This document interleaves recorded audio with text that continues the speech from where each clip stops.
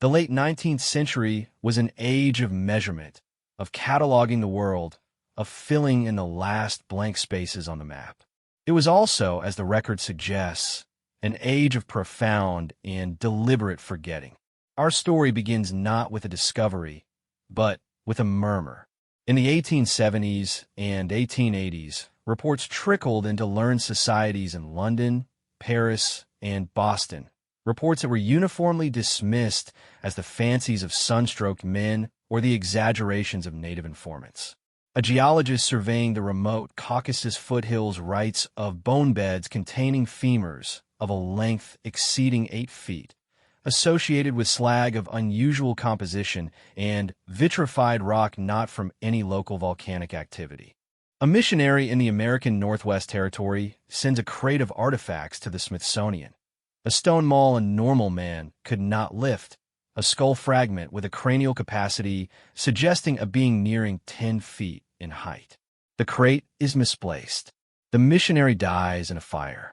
The murmur becomes a chorus, though a stifled one. In the Australian outback, prospectors speak of finding the ruins of no human city, with doorways 15 feet high and slabs of fitted stone that could only have been moved by immense strength or unknown technology. They tell of native stories of the Dreamtime giants, beings who pulled down lightning from the sky to shape the land, and who fought with sunfire before being swallowed by the weeping earth. These are recorded as quaint folklore. Then came the series of anomalous events, clustered in a terrifyingly narrow window, the spring and summer of 1883. First, the lights. Across the globe, from the deserts of Central Asia to the plains of Patagonia, witnesses reported nights that turned not to darkness, but to a flickering, silent twilight. The sky shimmered with auroras of impossible colors, sickly greens and pulsating violets, in regions where no aurora should be. Telegraph systems, the nervous system of the Victorian world, went mad. Operators from New York to Berlin reported being able to send and receive messages with the batteries disconnected. The air itself seemed charged with a phantom current. Scientific journals of the time attributed it to unprecedented solar flares. Concurrent with the luminous nights were the deep booms. Seismographs, a relatively new invention, registered a pattern of tremors that baffled their operators. These were not the rolling waves of tectonic shifts, but sharp, concussive shocks emanating from points deep within continental interiors, not along traditional fault lines. In Siberia, a survey team reported a column of iridescent fire rising from the tundra, followed by a wind hot as a baker's oven that melted the permafrost for miles. The official report listed meteoritic impact, though no crater was ever publicly investigated. This was not a war as we understand it. No lines of infantry, no declarations. It was a series of targeted catastrophic events. The fragments suggest a conflict between a nascent technological power, our own 19th century world, perhaps stumbling upon something it did not understand, and the remnants of the giant kind, or perhaps a civil war amongst their own dwindling numbers. The weapons were not guns and cannons, but something else. Something that left behind vitrified fortresses high in inaccessible mountain passes, fields of fused green glass in the deserts of Egypt and Chile, and radiation sickness in explorers who, decades later, would foolishly camp in these cursed valleys. The final act was not fire, but water. Krakatoa's eruption in August 1883 was real and catastrophic, but the fragments hint that it was not the cause, but a symptom, a geological backlash. The anomalous shocks, the deep earth disturbances triggered a planetary convulsion. Tidal waves of biblical proportions ravaged coastlines, yes, but something more sinister occurred. Vast subterranean aquifers, heated and pressurized by the conflicts deep below, burst forth in continental deluges.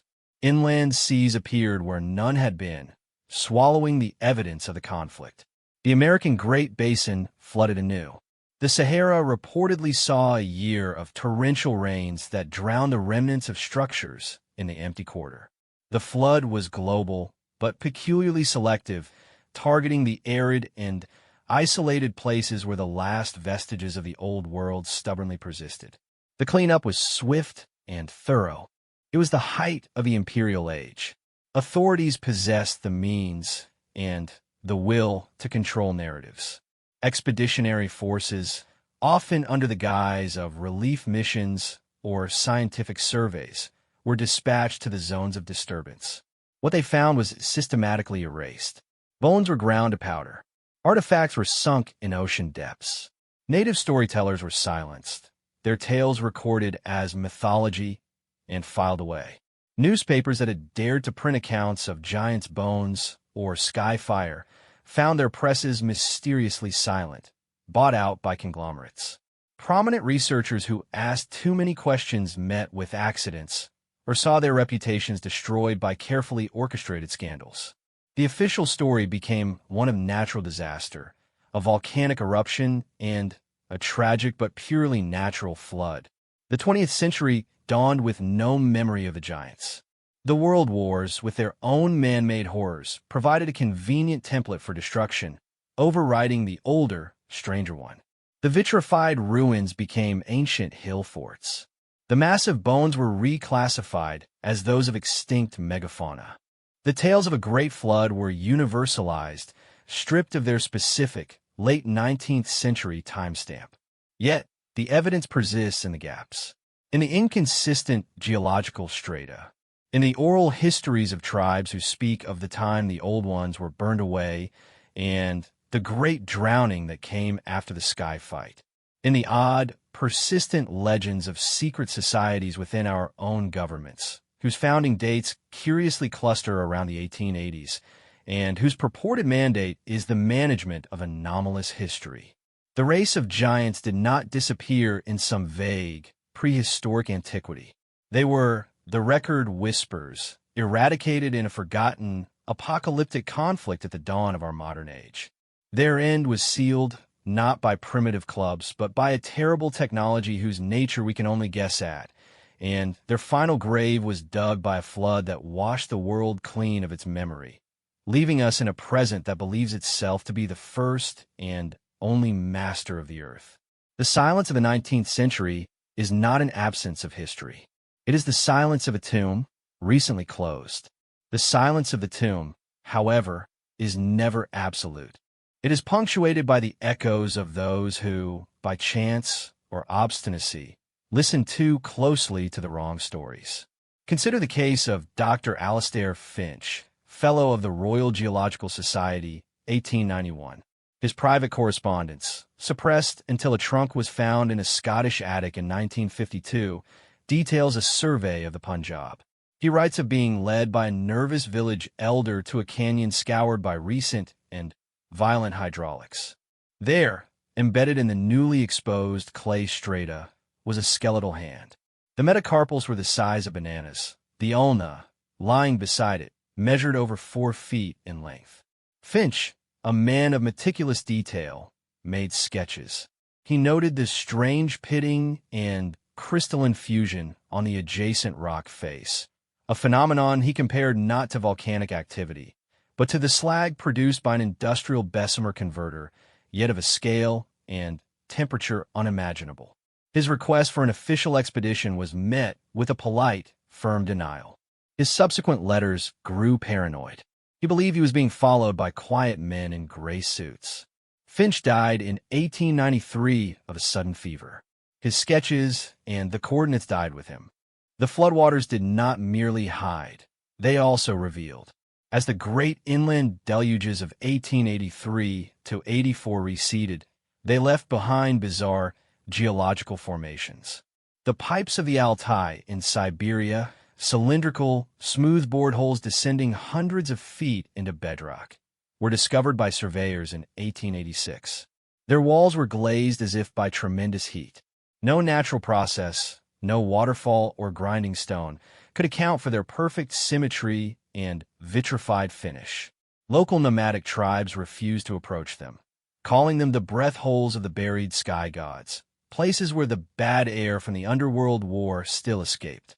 Similarly, in the now arid basin of the American Southwest, A rancher in 1889 stumbled upon a site under a freshly collapsed mesa, a chamber.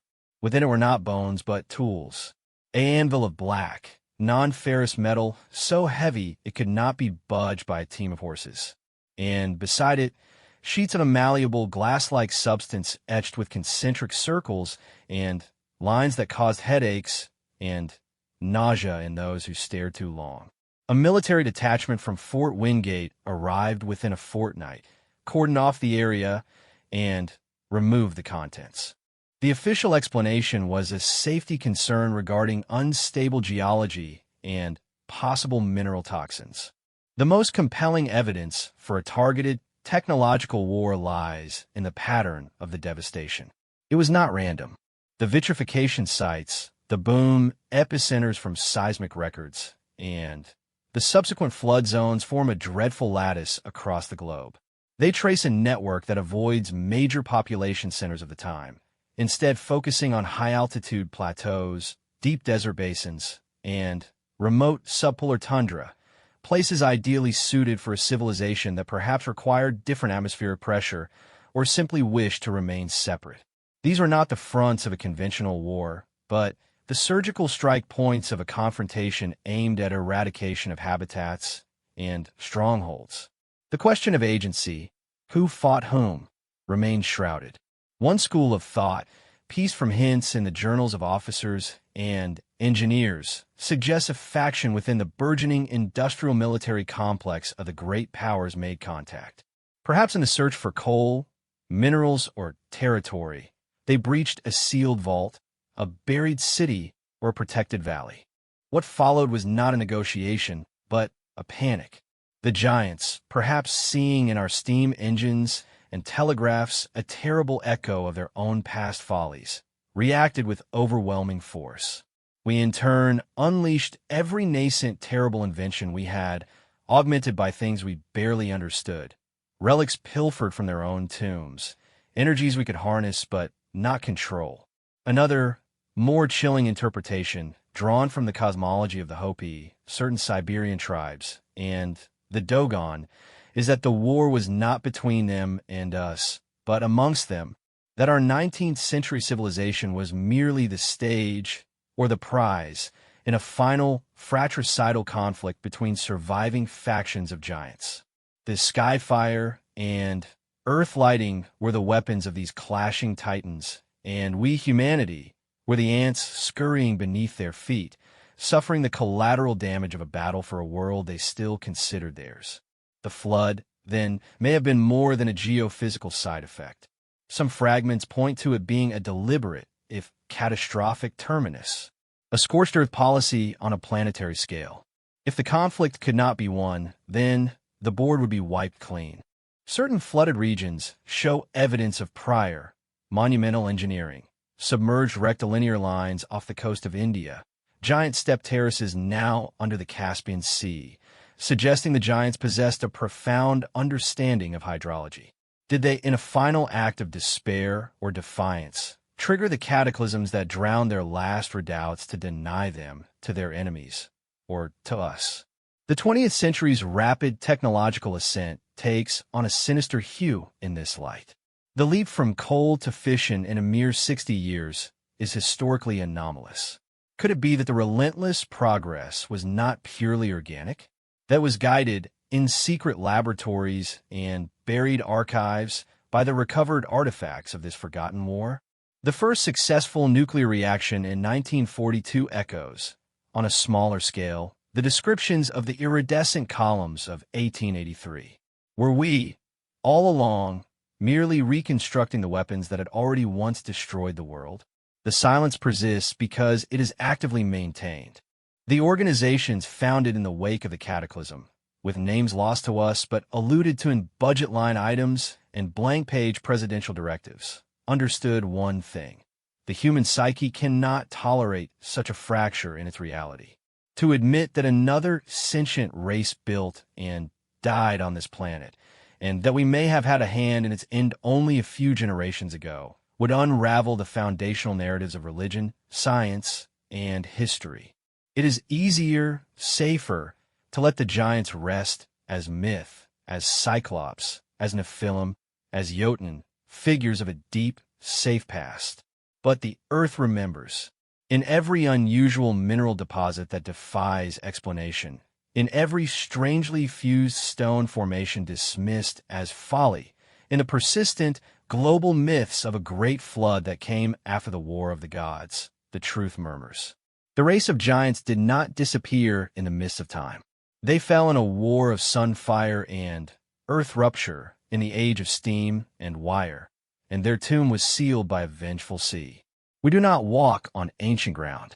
We walk on a fresh grave, and the soil, still settling, has not yet forgotten the shape of those who lie beneath. In the shadowed annals of human ingenuity, where the veil between myth and machinery thins to a whisper, there lies a tale of forgotten fire, a blaze not born of coal or steam, but of the atom's furious heart. It begins in the fog-shrouded streets of Victorian London, where the air hung heavy with the soot of progress, and inventors toiled in garrets lit by gas lamps that flickered like dying stars.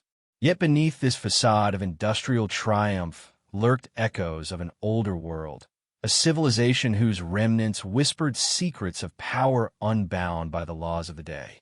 Picture the year 1847, when a young archaeologist named Elias Thorne unearthed a peculiar artifact during an expedition to the windswept ruins of an ancient Mesopotamian ziggurat. Buried deep beneath layers of sand and forgotten kings, it was a cylindrical device of burnished metal, etched with symbols that defied translation, swirls and angles that seemed to pulse with an inner light when held against the sun. Thorne, a man of scholarly bent with a penchant for the esoteric, smuggled it back to England, concealing it within the folds of his expedition crates amid pottery shards and clay tablets. He knew not what he carried, only that it hummed faintly in his dreams, promising revelations that could eclipse the steam engines roaring across the empire. Upon his return, Thorne sequestered himself in a modest workshop on the outskirts of Manchester, where the clamor of factories provided a symphony for his experiments. The device, which he dubbed the ether core, was no mere relic.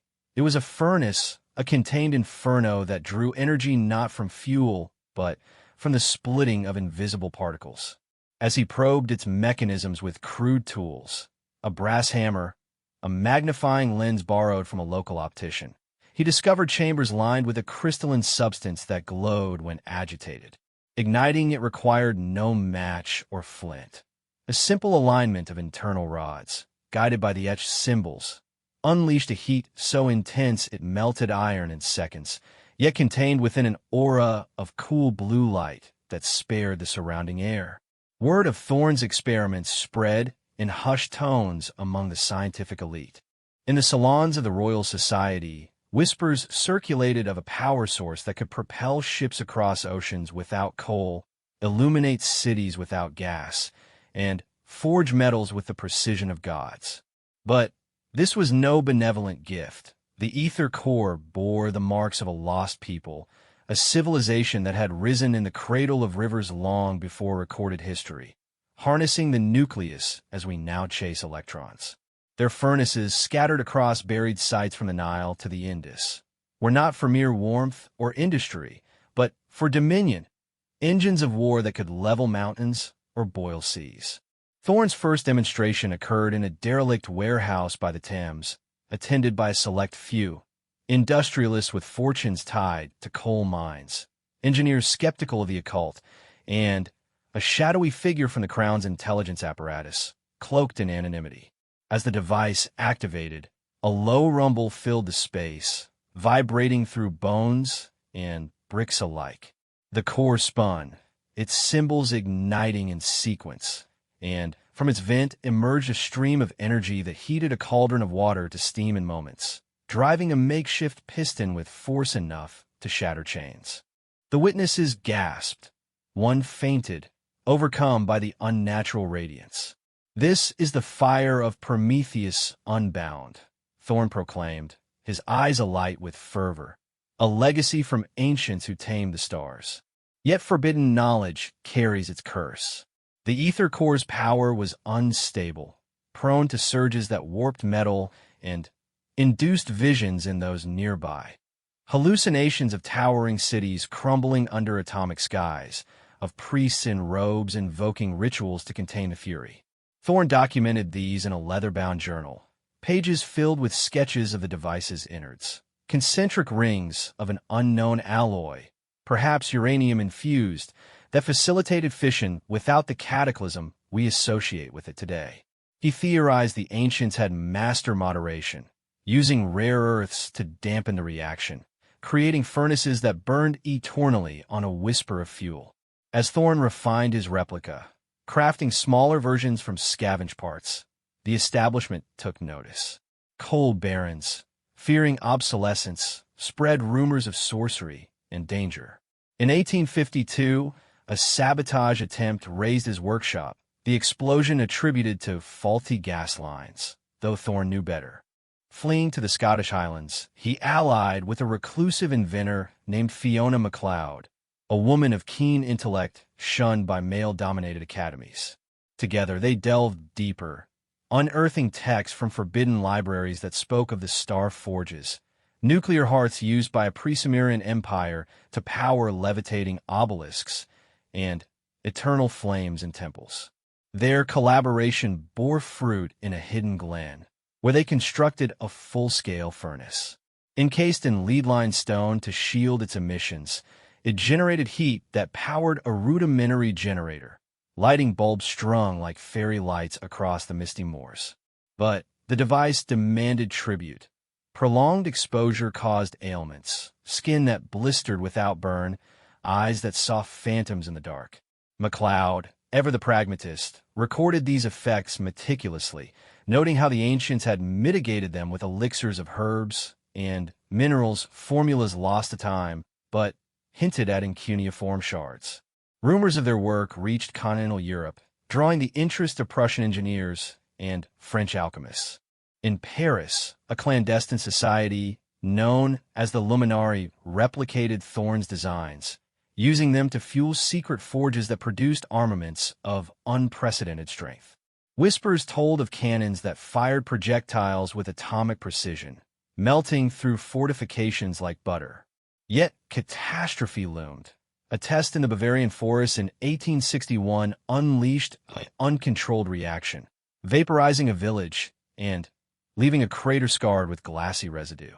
The incident was buried under layers of official denial, attributed to a meteor strike, but survivors spoke of a sun born on Earth, blinding and merciless.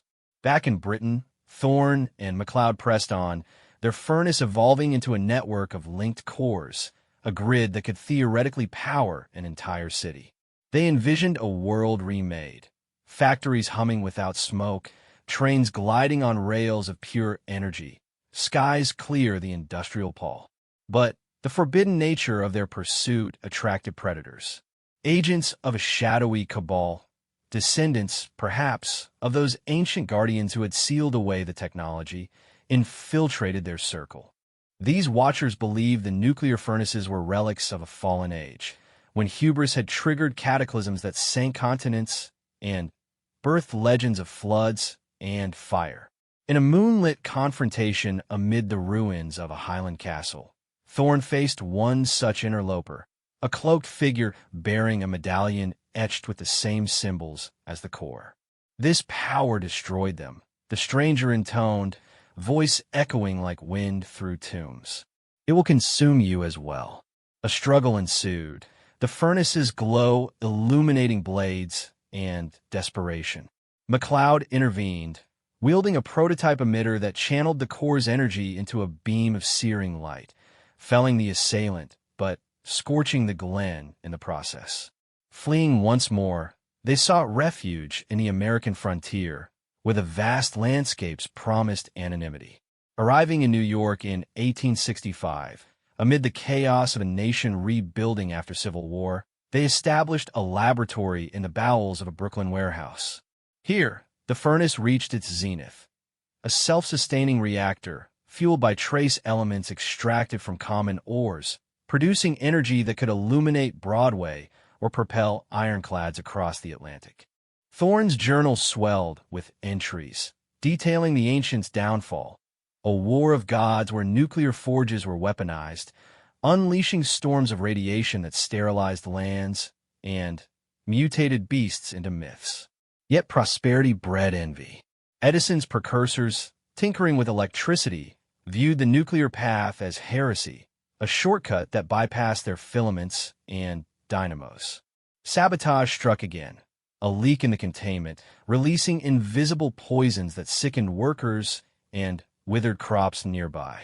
The press, fed tales of demonic engines, decried the experiments as abominations. Thorne, weakened by exposure, penned a final manifesto, urging caution. We tread the path of titans, but their footprints lead to graves. MacLeod, surviving him, vanished into obscurity, her notes scattered to trusted allies across the globe. Fragments resurfaced in the 20th century, blueprints hidden in Swiss vaults, alloys analyzed in Soviet labs. But the core technology remained suppressed, labeled as folly or fiction. The forbidden furnaces, echoes of a past civilization's glory and ruin, slumbered once more, waiting for a new age to awaken their atomic roar. In the quiet hours, one might ponder, were these not mere inventions, but rediscoveries? The 19th century bridge between steam and atom glimpsed a truth too potent, a fire that could warm or incinerate. And in hidden archives, the story endures, a testament to the perils of playing with the stars' stolen embers. As the narrative unfolds further into the labyrinth of history, consider the ripple effects that extended beyond Thorne and MacLeod's immediate circle. In the underbelly of Vienna, a circle of occultists led by an enigmatic figure known only as the Archon interpreted the ether core's symbols as invocations, blending science with sorcery. They constructed miniature furnaces in gilded chambers, using the heat to melt alchemical gold, believing it unlocked immortality. Reports from 1872 describe seances where the core's hum summoned apparitions, ghosts of ancient engineers, their forms flickering like faulty projections, warning of cycles of destruction.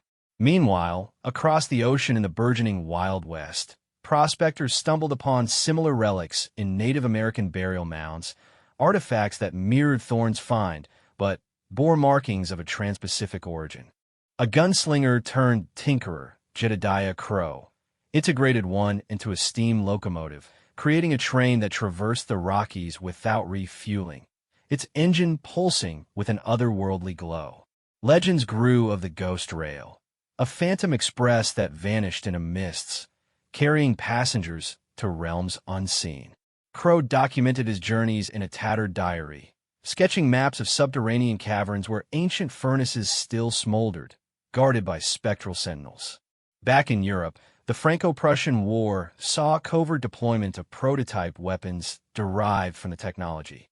Prussian field marshals, privy to stolen blueprints, equipped artillery with nuclear-enhanced shells that detonated with miniature suns, carving craters in French lines. The armistice concealed these horrors, with treaties burying evidence under clauses of mutual silence. Survivors, scarred by radiation's kiss, wandered as beggars, their tales dismissed as delirium.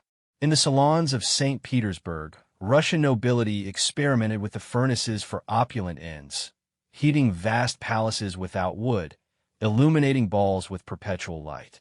But a malfunction in 1880 flooded the Neva with contaminated waters, birthing fish with luminous scales and birds that sang in unearthly tongues. The Tsar's censors quashed the incident, exiling inventors to Siberian gulags, where they toiled on frozen replicas, dreaming of thawing the tundra with atomic warmth. The story weaves into the fabric of global intrigue, touching the sands of Egypt where British colonialists unearthed pyramid chambers housing colossal cores, perhaps the power sources for the pharaoh's eternal life. Howard Carter's precursors documented hieroglyphs depicting slaves tending nuclear hearths, their bodies twisted by exposure, offerings to gods of fire.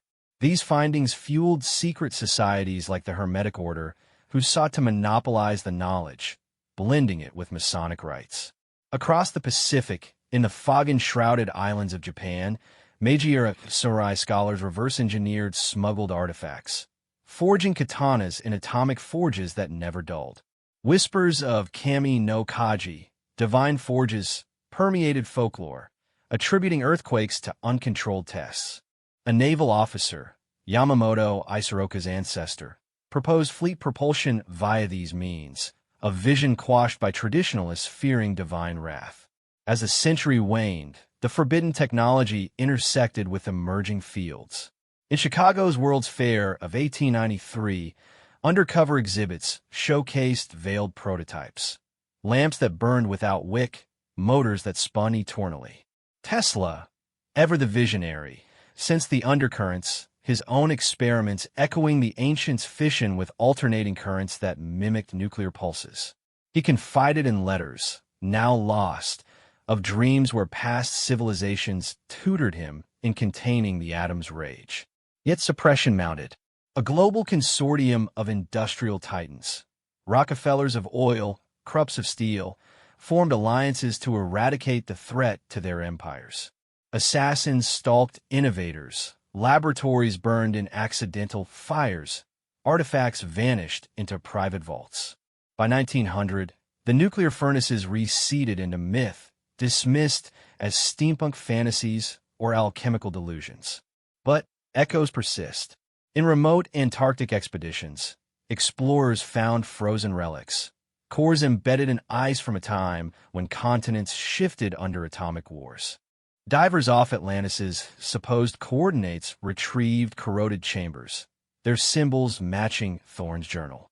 And, in modern vaults, classified files hint at 19th century tests influencing Hiroshima's shadow. The tale, a tapestry of ambition and caution, reminds that progress is a double-edged blade, forged in fires we barely comprehend. The past civilization's legacy endures, a forbidden whisper urging restraint lest we reignite their doom. Delving deeper, the narrative expands to encompass the human cost, the lives entwined with the furnace's glow. Take Eliza Hawthorne, a mill worker recruited by Thorne as a test subject, her hands calloused from looms, now tending the core's controls. She chronicled in secret letters the euphoria of warmth in winter hovels, but also the nightmares, visions of barren wastelands where nothing grew. Her fate, succumbing to an unknown malaise in 1855, became a martyr's tale among underground circles. Or consider the African chieftain, Mbaku of the Congo Basin, who encountered colonial raiders bearing a pilfered core. Integrating it into tribal rituals, he powered forges that crafted spears of unbreakable alloy, resisting imperial incursions. Belgian reports from 1888 describe witch fires that repelled armies, until gunboats bombarded the site, scattering the technology into jungles where it fueled guerrilla legends. In India, amid the Raja's grip, a Bengali scholar, Rajesh Gupta, deciphered Sanskrit texts linking the furnaces to Vedic Agni weapons, nuclear pyres that devoured armies in epics like the Mahabharata. His underground network built hidden reactors in Himalayan caves, powering lamps that lit resistance meetings. British spies infiltrated, leading to an 1895 raid that collapsed tunnels, burying knowledge under tons of rock. The South American connection emerges in the Andes, where Incan descendants guarded solar-aligned chambers, furnaces mimicking the sun god Inti's fury. Spanish conquistadors' lost journals from the 16th century, rediscovered in 1870s archives, described eternal flames in Machu Picchu's depths, reactivated by curious archaeologists only to cause seismic upheavals mistaken for earthquakes.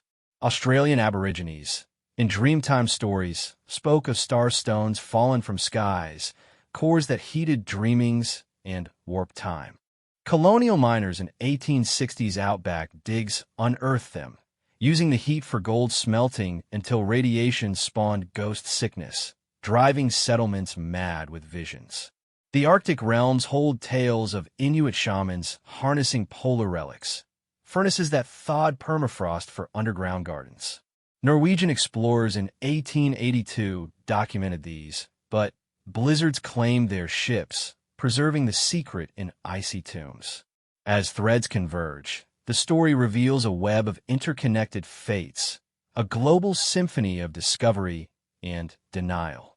The forbidden technology, seed of a past civilization's apex, and nadir, challenges our narrative of linear progress, suggesting cycles where knowledge rises, ravages, and retreats. In the quiet reflection, one discerns patterns. Each rediscovery sparks innovation shadowed by peril, guardians emerging to seal it away. Thorne's lineage, perhaps, lives on in anonymous whistleblowers, MacLeod's notes fueling clandestine research. The nuclear furnaces, emblems of untamed power, beckon from history's margins, a story unending in its warnings and wonders. Extending the chronicle, envision the undercurrents in artistic realms. Painters like Turner captured the furnace's glow in stormy canvases, subliminal hints of atomic turmoil amid industrial landscapes. Writers, Poe's successors, wove tales of infernal engines in Gothic novels, veiling truth in fiction to evade censors.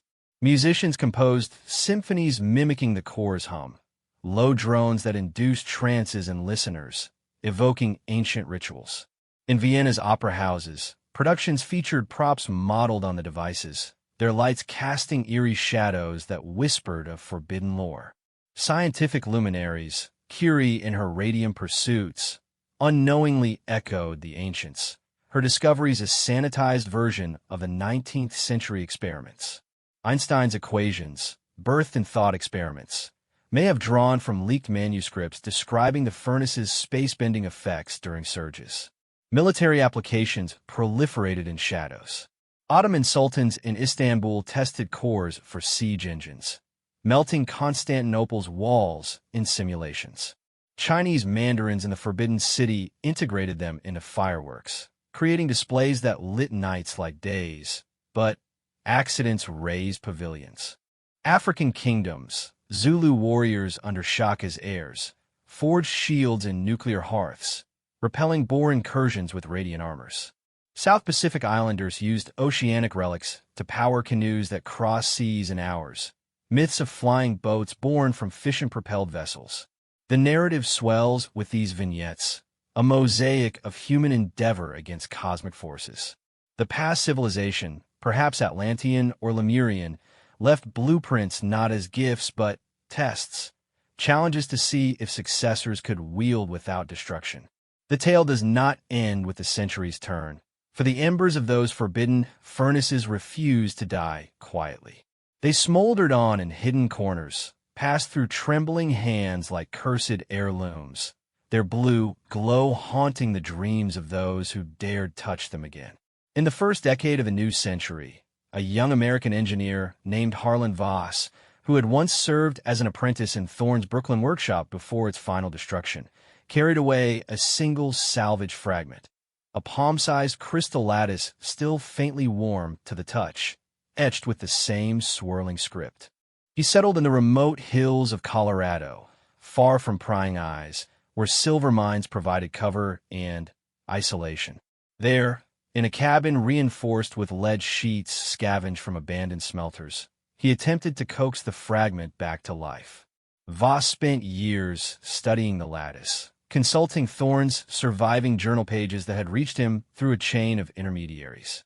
He learned to tease microreactions from it, tiny bursts of heat that could melt a coin without scorching the table beneath. The device never grew large enough for practical use, but its whispers were intoxicating.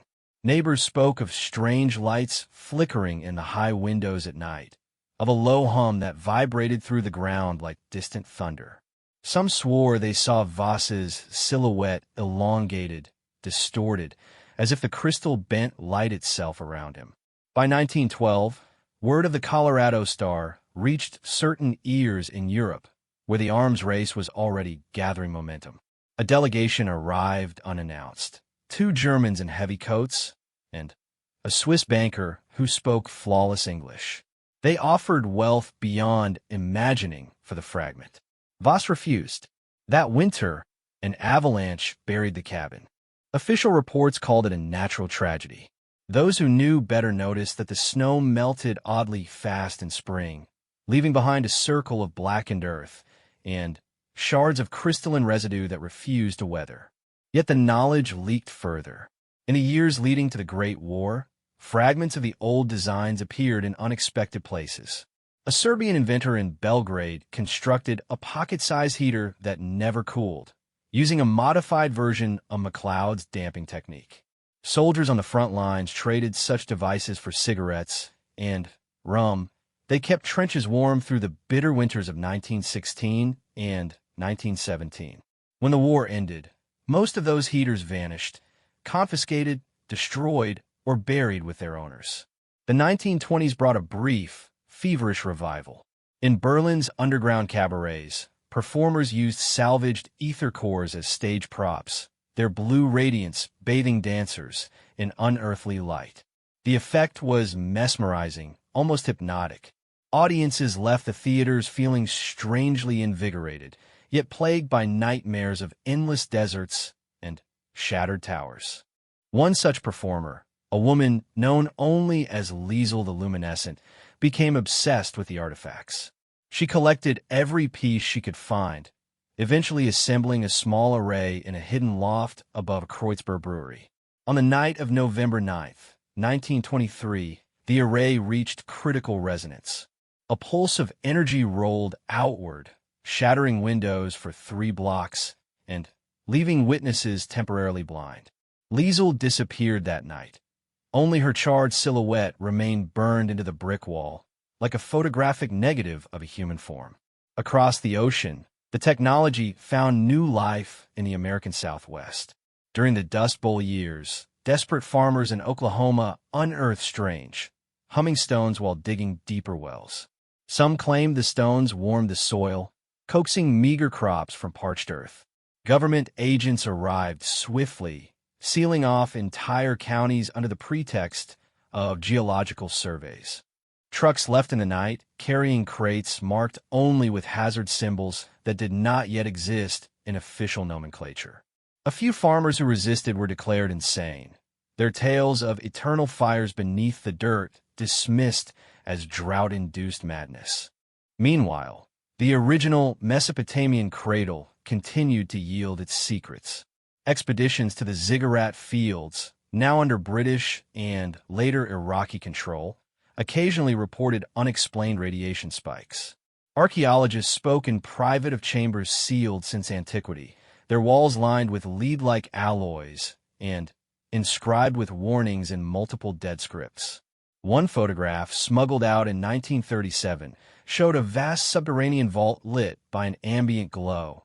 No torches, no lamps, only the steady radiance of dormant furnaces waiting for the correct alignment of rods.